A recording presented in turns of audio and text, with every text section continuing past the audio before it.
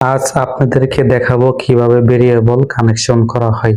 প্রথমে আমি কেবলের ইনসুলেশন রিমুভ করে নিলাম, তারপর আমি সোল্ডারিং আয়রন দিয়ে একটু পেস্ট ভরিয়ে নিলে লিড গলিয়ে নিয়ে তারপর আমি ভেরিয়েবলে টার্মিনালে কানেকশন করব। দেখেন আমি সোল্ডারিং আয়রন দিয়ে কি সুন্দরভাবে একটু পেস্ট ভরিয়ে নিয়ে তারপর আমি কানেকশনটি করে ফেললাম।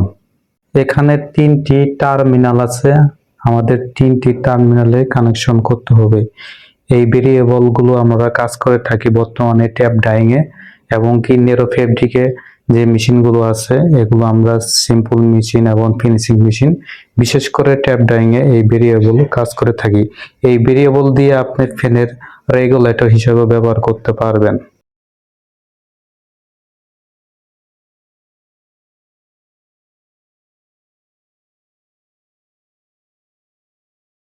আমাদের ভেরিয়েবল কানেকশনটি হয়ে গেছে।